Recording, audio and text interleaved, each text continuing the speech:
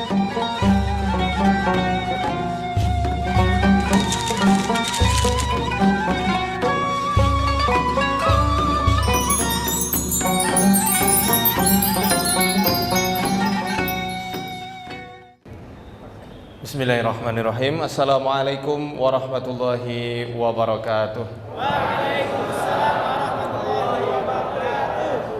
Alhamdulillahirabbil alamin, hamdan katsiran thayyiban mubarakan fihi, asyhadu an la ilaha illallah wahdahu la syarikalah wa asyhadu anna Muhammadan abduhu wa rasuluhu la nabiyya ba'dah.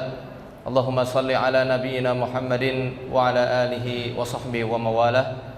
Rabbi shrah li sadri wa yassir li amri wahlul 'uqdatam min lisani yafqahu qawli wa ba'd.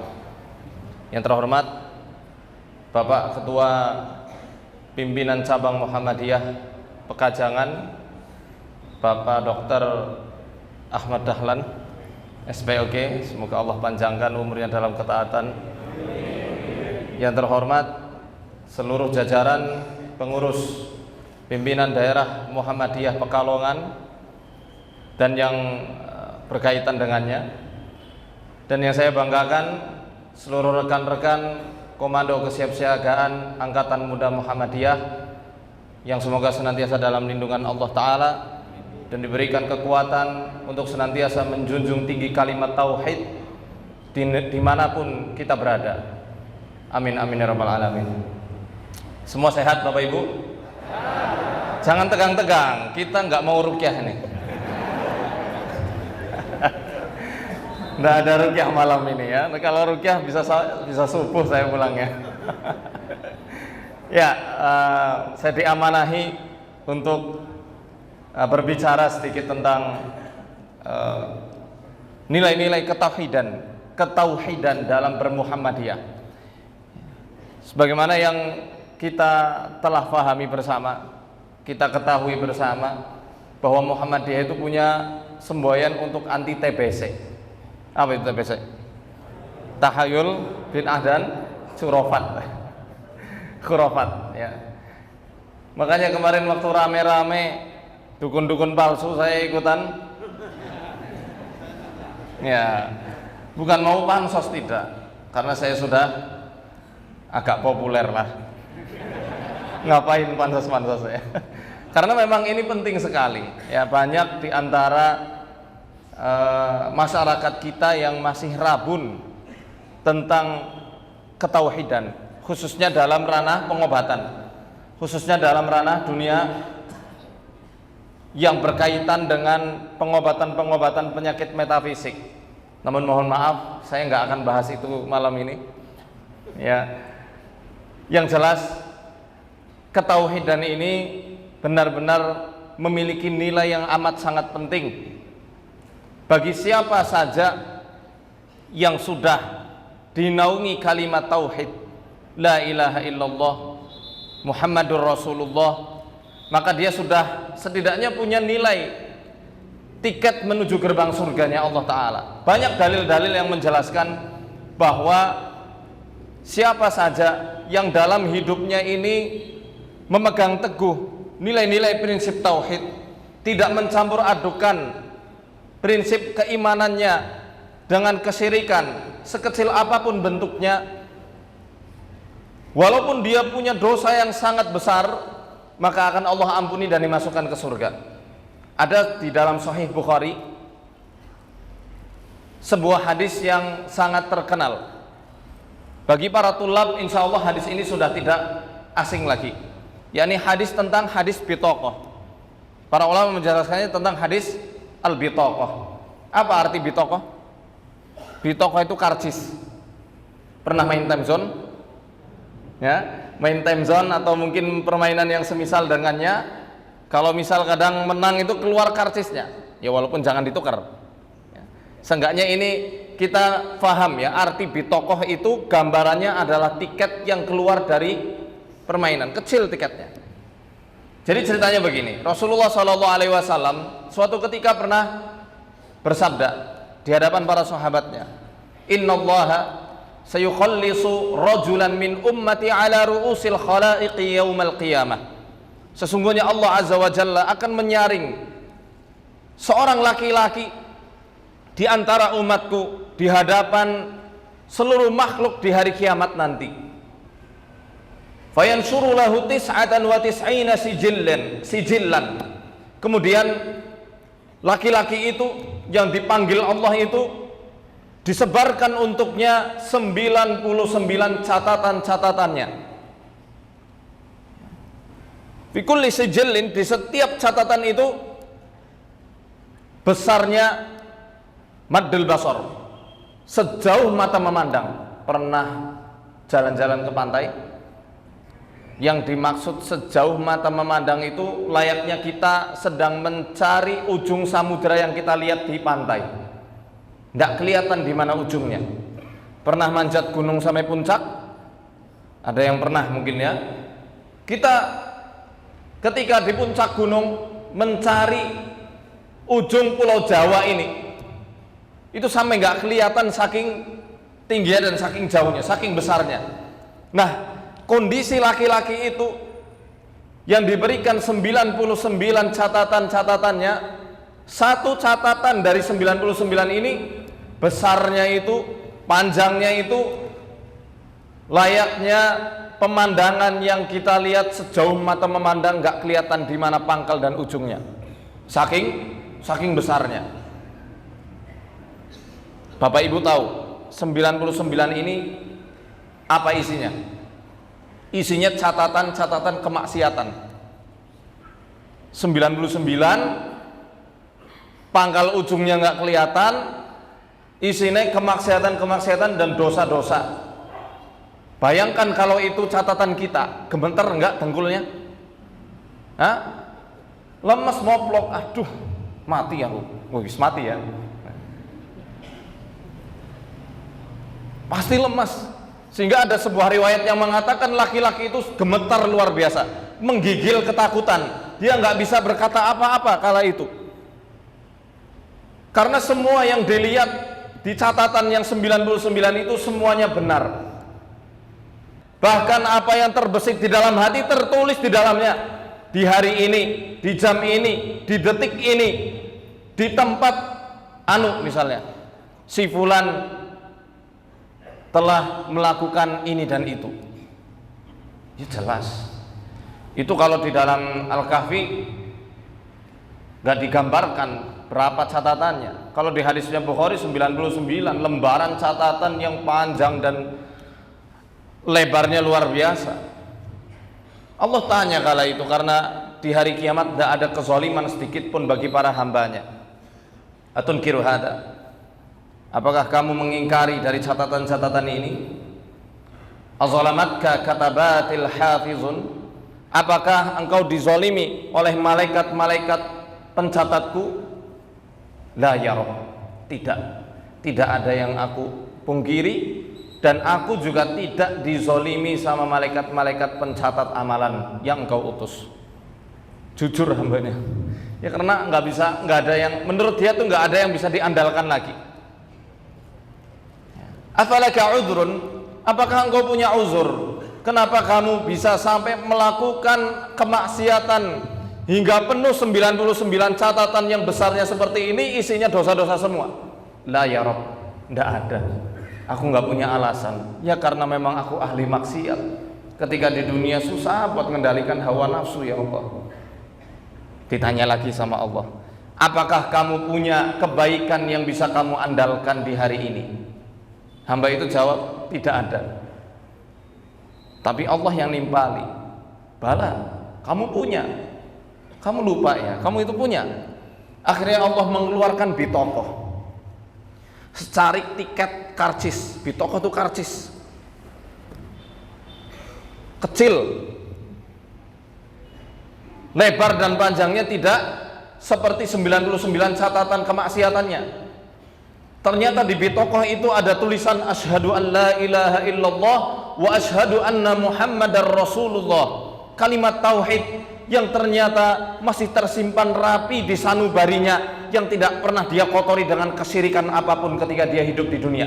Gak pernah percaya ramalan zodiak, gak pernah percaya omongan-omongan dukun, gak pernah mencari penglarisan, dan juga gak pernah percaya kepada jimat-jimat dan yang sebagainya.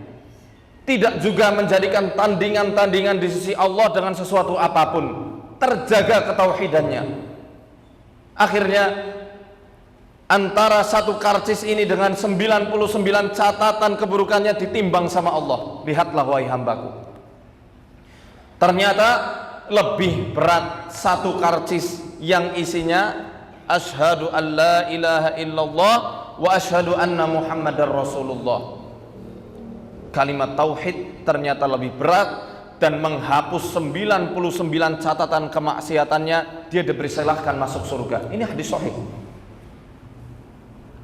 Kala itu mereka beristihad, yang penting banyak-banyak dulu orang mengucapkan asyhadu an la ilaha illallah.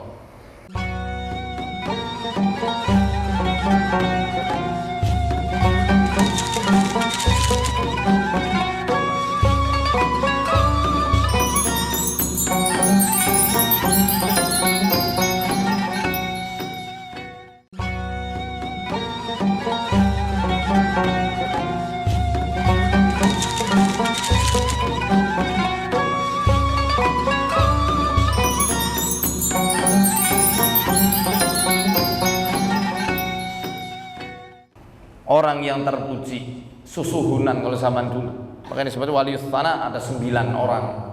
Kala itu mereka beristihad, yang penting banyak-banyak dulu orang mengucapkan asyhadu an la ilaha illallah.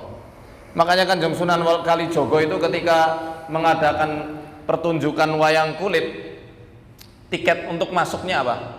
Serempak warga kampung kalau mau lihat pagelaran wayang kulit, baca kalimat Kalimosodo ya, baca kalimosodo, asyhadu an la ilaha illallah wa asyhadu anna muhammadar rasulullah. Langsung login satu kampung, beriman satu kampung. Karena dulunya wayang kulit itu adalah tontonan elit para priayi-priayi dari kaum Majapahit. Setelah Dewan Dakwah Wali Songo ini hadir, menjadikan kesempatan itu untuk berdakwah, dijadikan wayang yang tadinya per adegan akhirnya dirubah menjadi per karakter yang dinamis, tidak statis ya, yang penuh simbol-simbol. Kemudian dalam hadis lain dikatakan, Abu Dzar Al-Ghifari radhiyallahu anhu suatu ketika pernah datang kepada Nabi SAW, ya Rasulullah ausini, wahai Rasul, tolong berikan aku nasihat. Rasulullah nasihatnya ringan. Idza amilta sayyi'atan fa'atbi' hasanatan tamhuha. Kalau kamu melakukan suatu dosa, maka ikutilah, iringilah dosa itu dengan satu kebaikan yang akan menghapusnya. Abu Dzar tanya lagi, aminal hasanati la ilaha illallah. Apakah dari kebaikan-kebaikan itu adalah kalimat la ilaha illallah? Maksudnya adalah kalimat tauhid. Kata Rasulullah, hiya afdalul hasanat. Yang kalimat la ilaha illallah, kalimat tauhid itu adalah sebaik-baiknya kebaikan. Maka subhanallah, beruntunglah orang-orang yang ketika hidupnya mengucapkan asyhadu an la ilaha illallah wa asyhadu anna muhammadar rasulullah dengan segala konsekuensi yang ada. Maka ketika hari kematiannya dihibur oleh para malaikat. Innal ladzina qalu rabbuna Allah tsumma istaqamu tatanazzalu alaihimul malaikatu alla takhafu wa la tahzanu wa abshiru bil jannati allati kuntum tu'adun nahnu awliya'ukum fil hayatid dunya wa fil akhirah walakum fiha ma tashtahi anfusukum walakum fiha ma tad'un. Sesungguhnya orang-orang yang istiqomah, teguh dalam memegang prinsip kalimat tauhid, Rabbunallah, Allah adalah Tuhan kami, tsumma istaqamu, kemudian dia istiqomah berjalan di atas kalimat tersebut, tatanazzalu alaihimul malaika, malaikat akan turun kepadanya di hari kematiannya. Alla takhafu wa la tahzanu, jangan takut, jangan sedih wahai hamba Allah, wa abshiru, berbahagialah kamu dengan surga yang telah dijanjikan untukmu. Nahnu awliya'ukum fil hayatid dunya wa fil akhirah. Kami ini, malaikat-malaikat ini adalah teman-teman kamu di kehidupan dunia maupun kehidupan akhirat.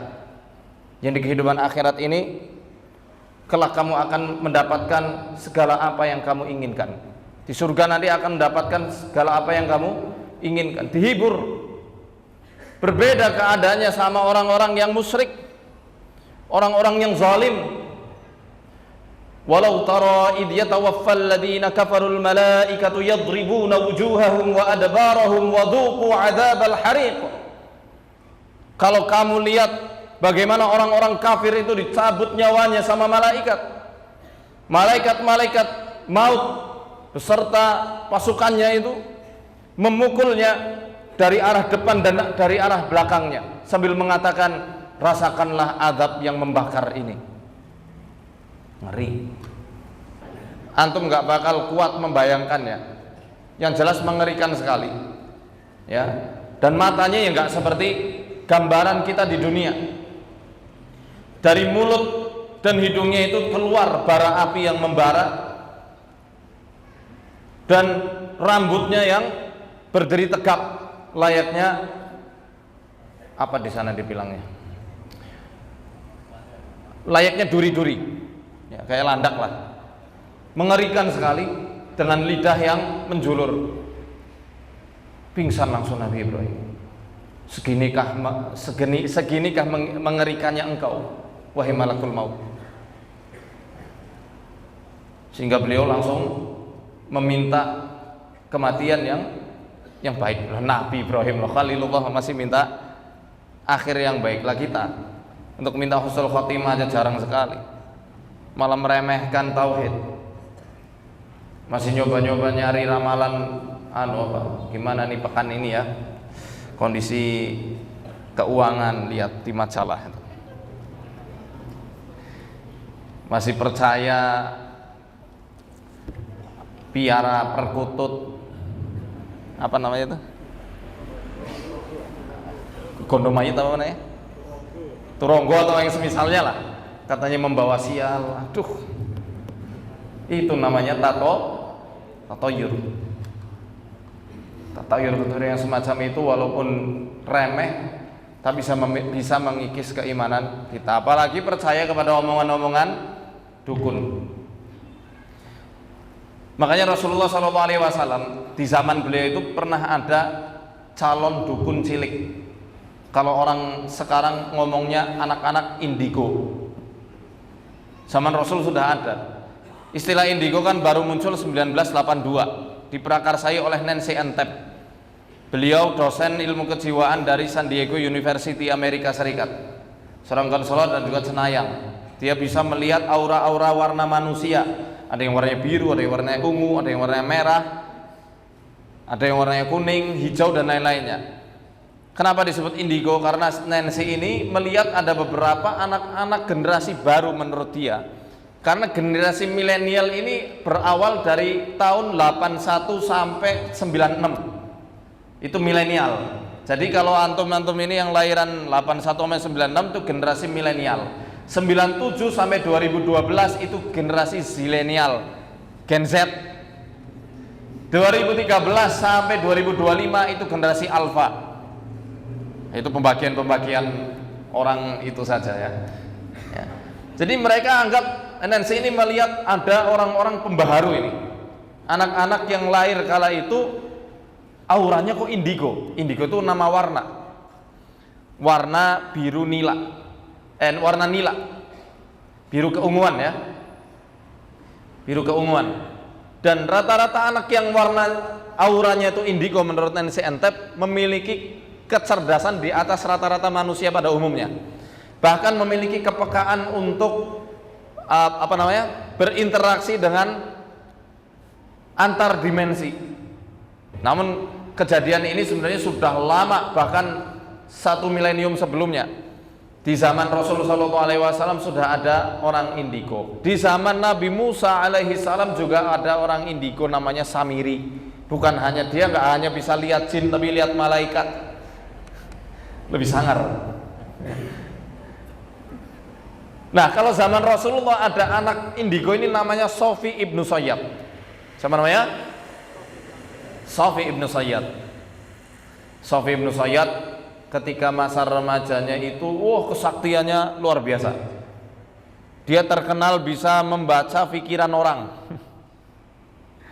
Dia terkenal bisa meramal.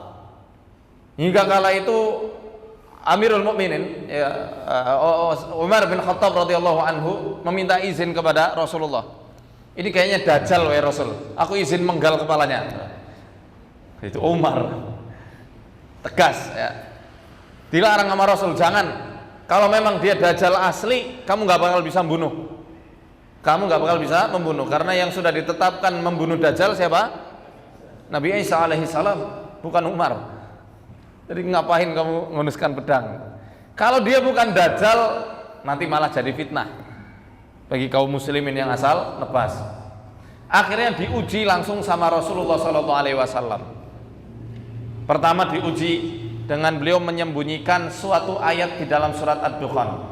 Fartaqib yauma ta'tis sama'u bidukhanin mubin. Beliau sembunyikan ayat itu.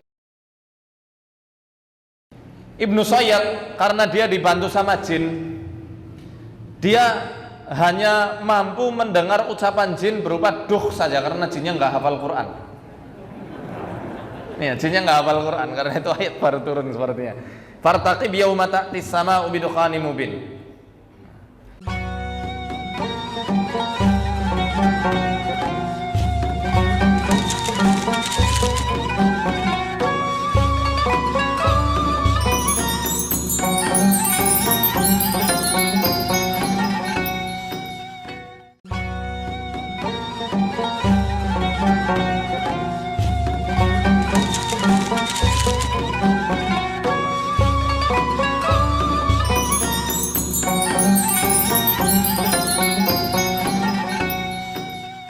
Dalam hatinya ditanya Ibnu Sayyad, Ibnu Sayyad, aku menyembunyikan sebuah kalimat, coba tebak apa yang aku baca, apa yang aku ucapkan dalam hati.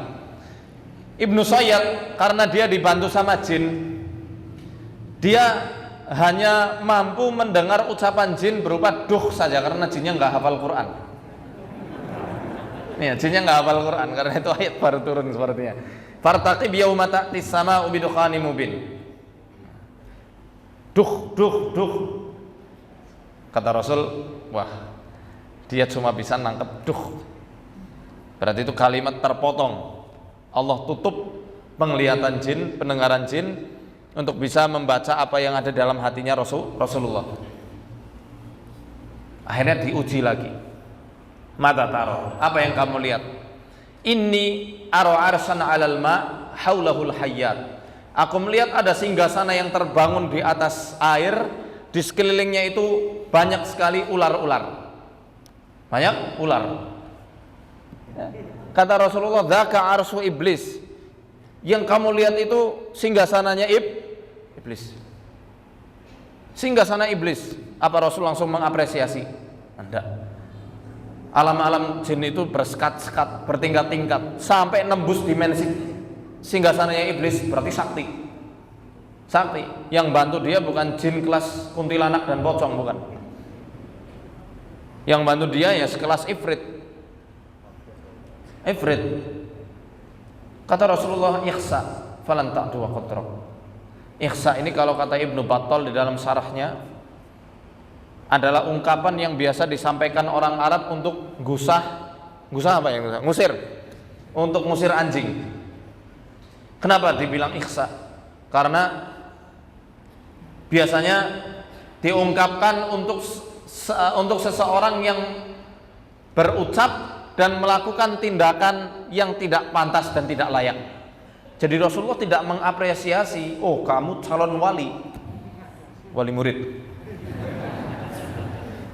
Dan Rasulullah tidak mengapresiasi, justru malah yang Rasulullah khawatirkan ini anak bisa jadi fitnah akidah untuk dirinya sendiri dan kaum muslimin secara umum. Ya, itulah ya supaya kita tidak terjerembab jatuh masuk ke dalam dunia kesyirikan tanpa kita sadari. Demikian juga banyak sekali dongeng-dongeng Bapak Ibu yang dirahmati Allah. Dongeng tentang mitos-mitos yang ada di daerah kita. Di tol bekas kecelakaan langsung angker. Nggak tahu letak angkernya gimana. Ada bangunan yang habis buat apa misalnya, naudzubillah ya, aborsi ataupun bunuh diri, kemudian langsung ada roh gentayangan. Akhirnya saking banyaknya mitos-mitos itu, jin itu update. Lah iya, coba deh Bapak Ibu nanti kalau ke perpustakaan buka tafsir Ibnu Katsir. Ketika menafsirkan surat Al-Jin ayat 6, di situ jelas banget kenapa kok jin itu jadi suka suka ngusilin manusia, suka bikin kerasukan manusia. Ayat 6 surat Al-Jin gimana bunyinya? Wa annahu kana rijalun minal insi ya'uduna birijalin minal jinni fazaduhum rahaqa. Dulu ada laki-laki dari bangsa manusia minta perlindungan kepada laki-laki bangsa jin, bertambahlah kesesatannya. Ibnu Katsir mengutip riwayat dari Ikrimah, kanal jinnu yafraquna minal insi kama yafraqul insu minal jinni bal asyad. Jin itu dulu lari kalau ketemu manusia, seperti halnya kalau manusia ketemu jin, manusia juga lari. Tapi sebenarnya jin itu lebih takut lagi kalau ketemu manusia. Mereka lebih takut. Apabila ada seorang manusia turun ke sebuah lembah, maka jin yang ada di lembah itu pasti semua kabur, nggak ada yang berani netep. Itu dulu. Hingga suatu ketika ada pimpinan kaum, dia bermalam di sebuah lembah, dia mengatakan, na'udzu bi sayyidi hadzal wadi. Kami minta perlindungan yang bau rekso, yang menguasai lembah ini. Habis itu jin yang tadinya mau kabur dengar, ada salah seorang jin, 1-2 jin yang dengar omongan manusia tadi. Kemudian dia manggilin teman-temannya yang sudah pada kabur. Weh, balik. Narahum yafraquna minna kama nafraqu minhum.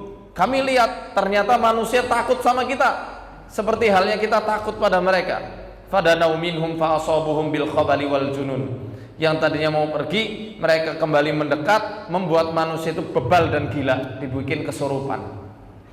Percaya nggak percaya, disadari atau tidak, hal-hal yang semacam itu perlahan demi perlahan ngikis akidah anak-anak kita, betul nggak?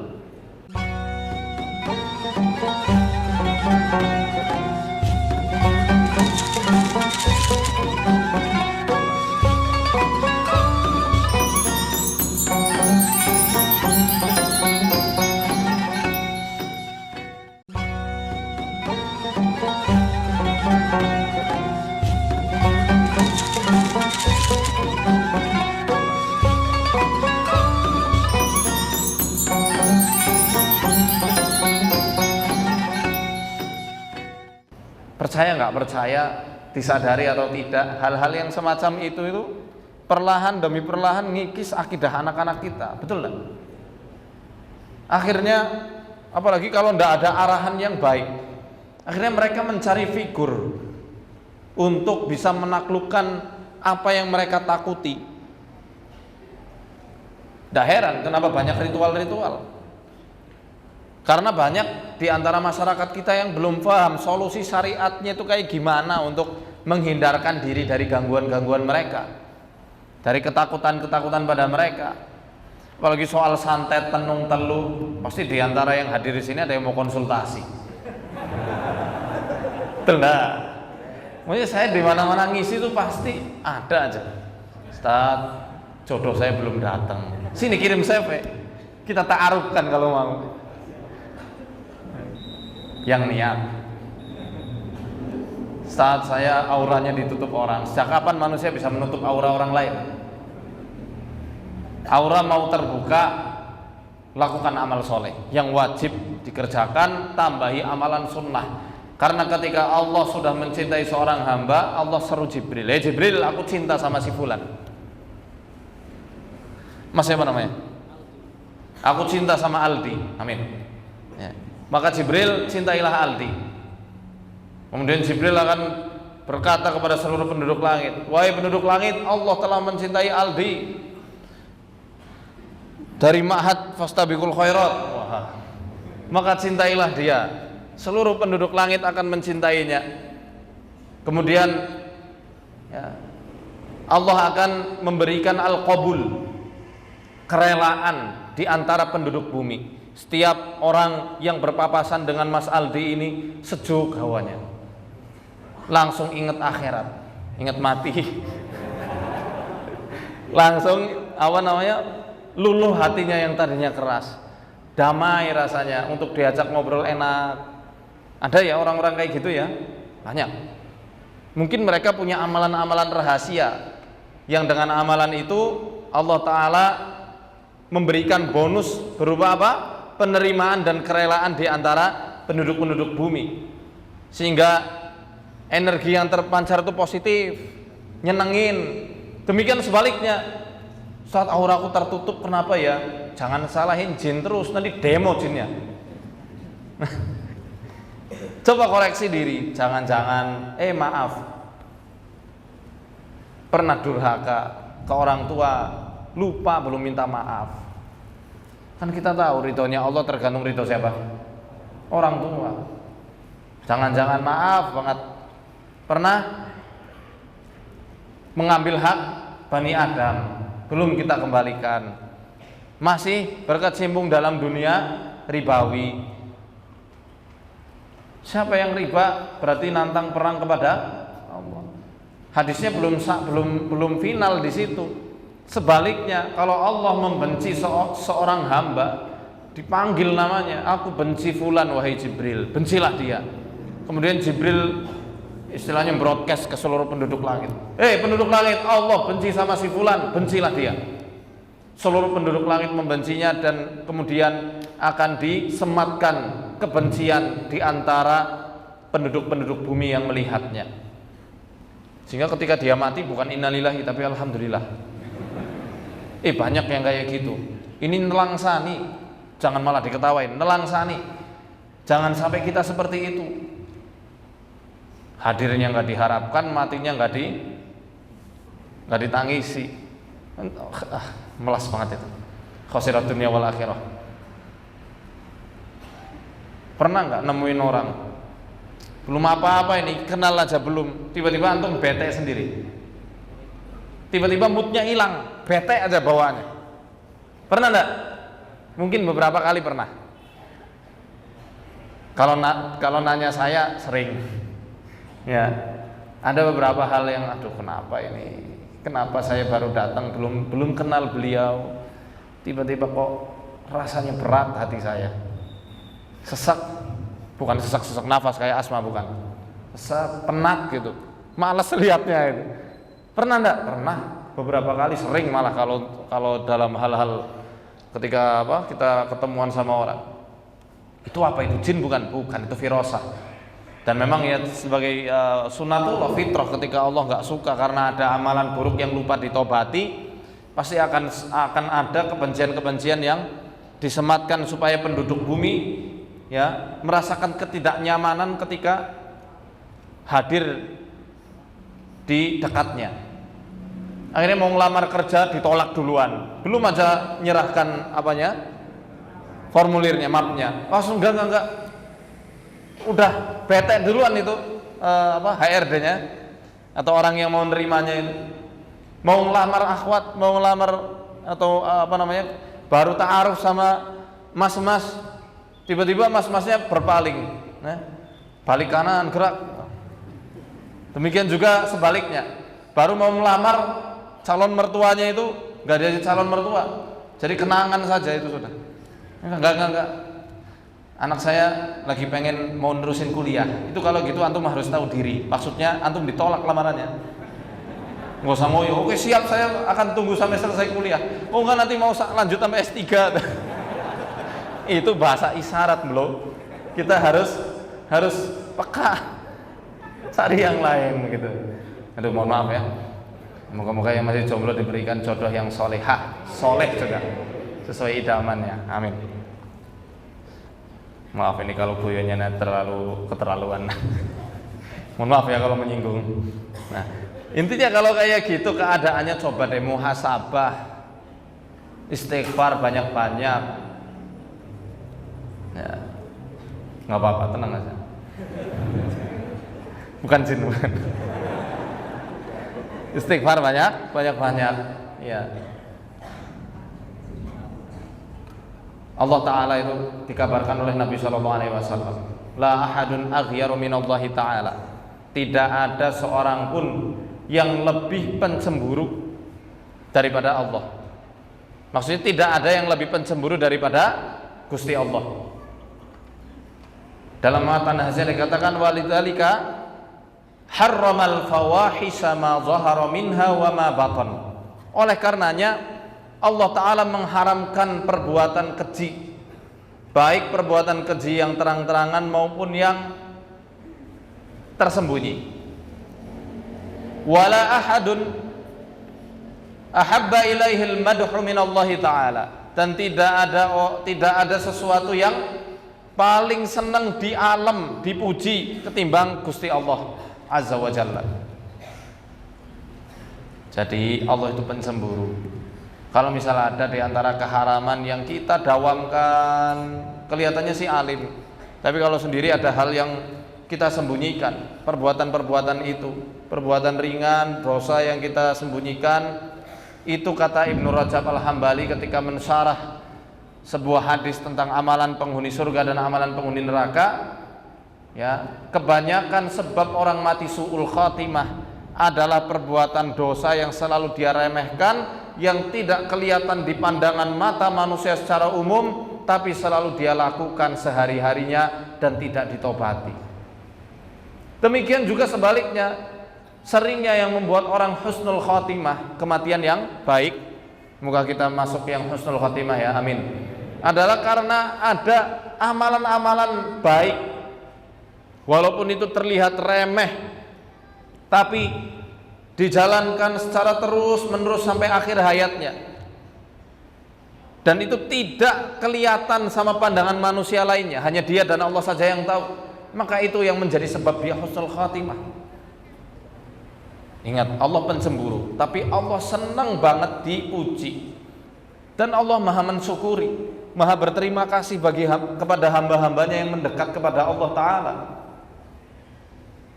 Bahkan saking senangnya Allah dipuji, ya, Allah senang, Allah kasih pahala untuk orang yang makan seperti halnya orang yang bersabar ketika berpuasa. Jadi antum jangan suuzon nama dai-dai yang berbadan gendut kayak saya, atau berbadan berisi begitu ya, nggak gendut banget sih. Jangan suuzon nama ulama-ulama yang besar katanya suruh zuhud, badannya gempal. Jangan salah. Abu Yazid Al-Bustami, dia itu bertambah tauhidnya ketika habis makan. Sebentar, ada hadis yang sahih yang saya sampaikan ini. Hadis riwayat Ibnu Majah. At-ta'imus syakiru lahu mithlu ajri sha'imis sabir. Orang yang makan kemudian dia bersyukur kepada Allah, makan nasi goreng. Apa sini? Makan nasi apa? Sego megono, makan. Habis itu alhamdulillah. Pahala orang yang bersabar ketika berpuasa. Subhanallah kan?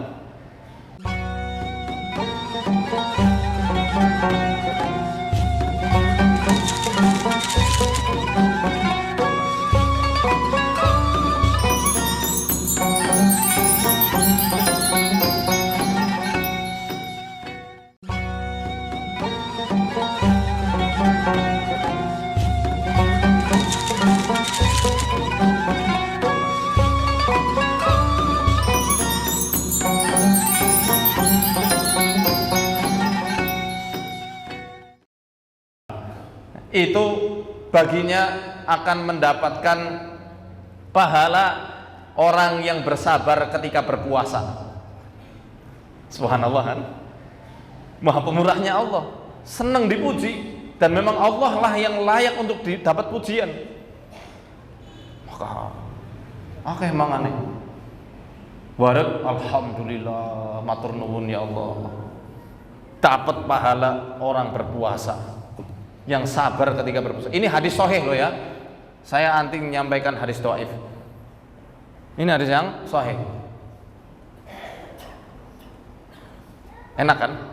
Enak. Tapi untuk puasa sunnah, bukan puasa wajib. Mentang-mentang ada dalil ini puasa Ramadan, alah kencot apa? Lapar. Kencot. Kalau sini apa kencot itu? Oh, ngeleh ya. Ngeleh itu. Lapar. Makan baik makan. Dengan dalilnya apa? At-ta'imus syakir. Lahu mitqu ajri sha'imis shakir. Salah penempatan. Son. Ya. Itu untuk puasa yang maksudnya puasa sunnah, puasa Senin Kemis atau puasa Daud atau puasa yang lainnya. Tapi ini saya nggak lagi menyurutkan semangat jenengan yang berpuasa, yang sudah berpuasa sunnah lanjut, yang nggak kuat ya makan saja, tapi habis makan baca hamdalah, baca bismillah, baca hamdalah. Adab-adabnya juga dijaga. Apa adab makan? Baca bismillah. Pakai tangan kanan, jangan pakai tangan kiri atau pakai dua jari, itu cara makannya setan. Dua jari cara makan setan, iya. Ibnu Abbas pernah makan dua jari. Makan apa? Kurma rutop.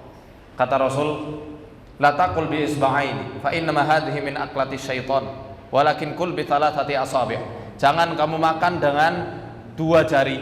Ini cara makannya setan. Makanlah kamu dengan tiga jari. Maaf, orang ngerokok pakai dua jari, Mas. Pakai dua jari, pakai tangan kiri pula. Oke Ustaz, saya ganti pakai tangan kanan tiga jari biar nyunah. Ada orang ngerokok baca bismillah. Nah iya, janganlah ngerusak kalian. Paham ya di sini? Nah makanya Allah itu maha pemurah sekali. Tadi saya sebutkan, di antara para ulama itu ada Abu Yazid Al-Bustami. Hujan ya? Allahumma sholli ala Muhammad. Ada Abu Yazid Al-Bustami. Beliau itu ulama yang jadi diangkat jadi waliullah gara-gara apa? Gara-gara ketika makan dia itu merasa dirinya sangat lemah. Dan Allah apa? Telah memberikan banyak sekali kenikmatan untuknya. Tambah tauhidnya, ya Allah kok kuat sekali, nggak makan tapi bisa mengatur alam raya ini. Aku nggak makan sehari aja lemas ya Allah.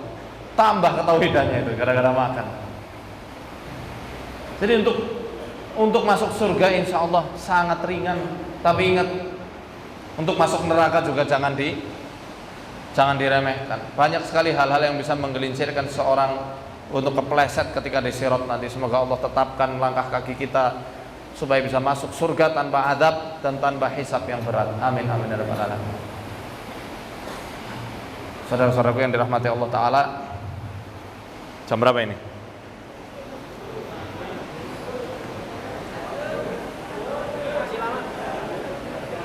Satu menit lagi apa ya?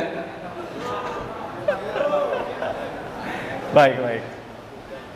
Ya, alhamdulillah.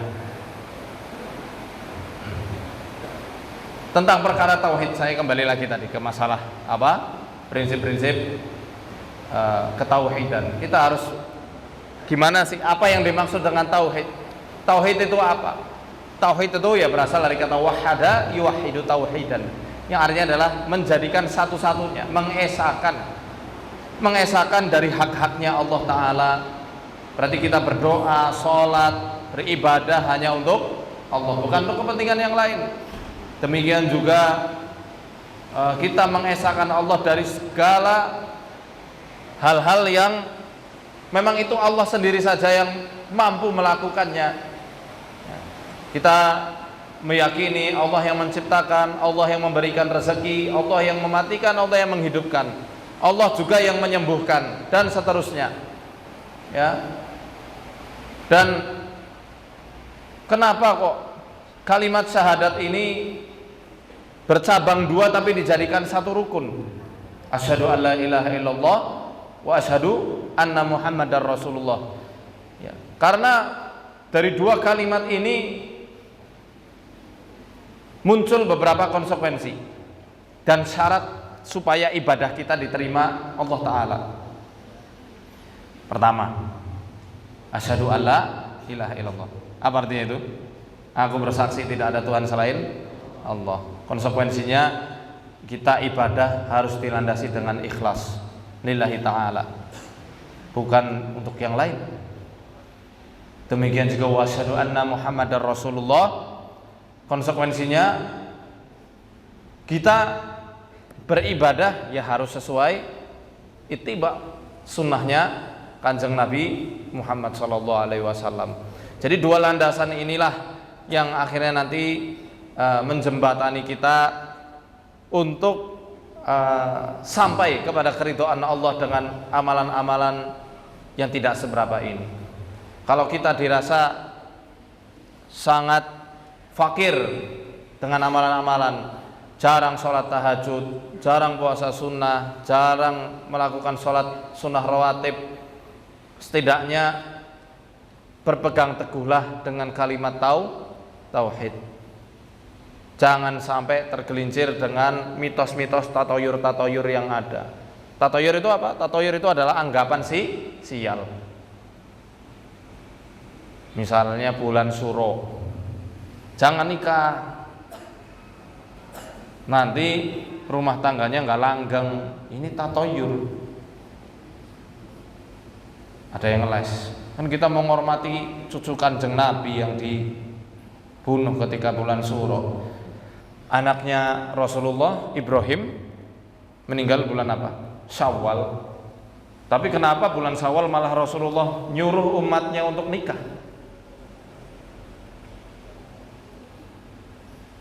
Beliau ketika ditinggal ananda beliau Ibrahim sampai nangis saking sayangnya. Kenapa bulan Syawal tidak ada larangan untuk kita hajatan? Malah banyak yang habis puasa nikah, iya kan? Jadi tentang tatoyur ini ngeri ya.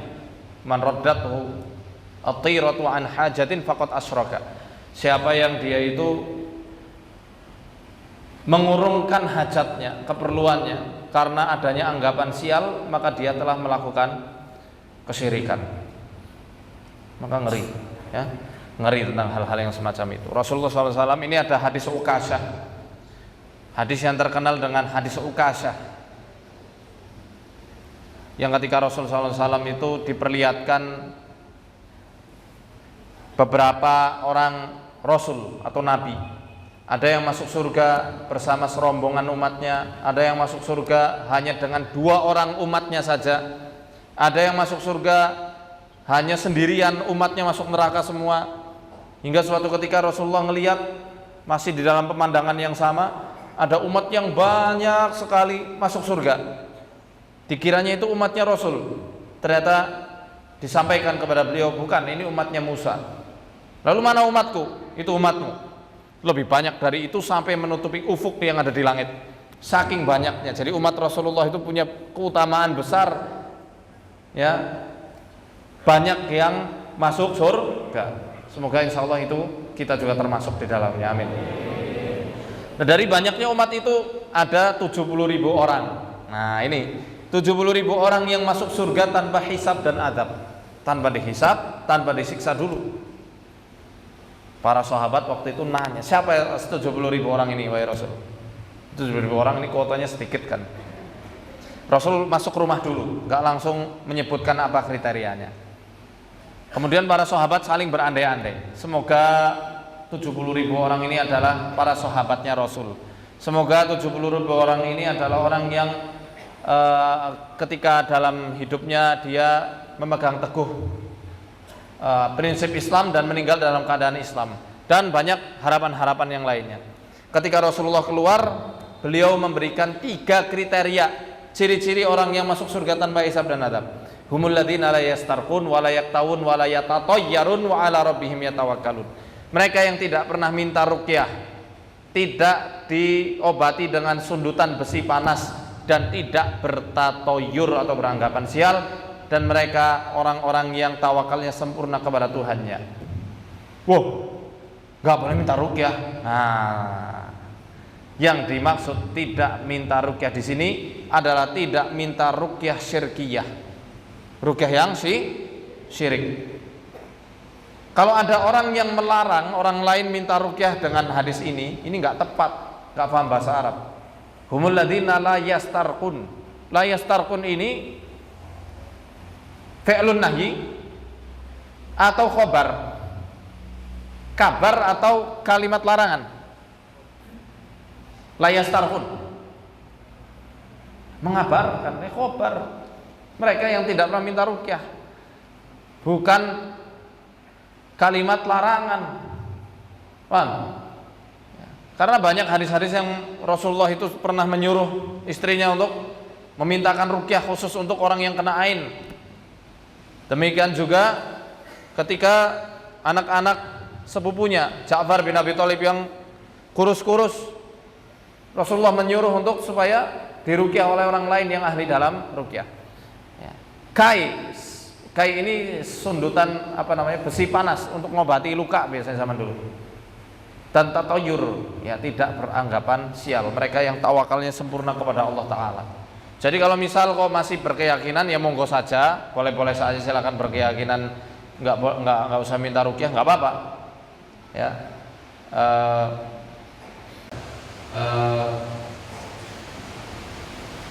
Tapi jangan berkeyakinan, aduh nanti kalau misal diizinkan Allah berjihad misalnya, kemudian mati syahid, berarti karena pernah bertatayur nggak bisa masuk surga tanpa hisab. Masih bisa masuk surga tanpa hisabnya ini bersamaan golongan syuhada, orang-orang yang mati syahid, bukan bersama 70.000 orang ini.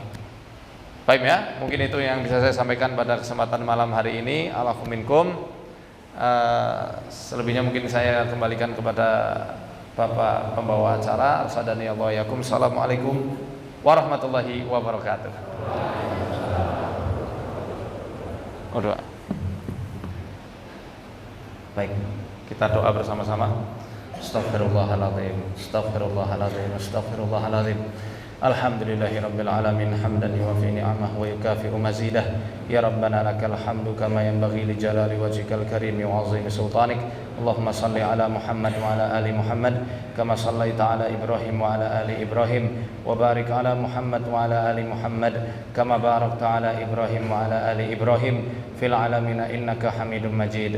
Allahumma inna nas'aluka bi anna nashhadu annaka antallah la ilaha illa ant al-ahadus samad alladzi lam yalid wa lam yulad wa lam yakul lahu kufuwan ahad an taghfir lana dhunubana jami'a fa innaka antal ghafurur rahim. Allahumma arinal haqqa haqqan warzuqna ittiba'ah wa arinal batila batila warzuqna ijtinabah. Rabbana atina fid dunya hasanah wa fil akhirati hasanah wa qina adzaban nar. Wa sallallahu ala nabiyyina Muhammad wa ala alihi wa sahbihi wa sallam walhamdulillahi rabbil alamin.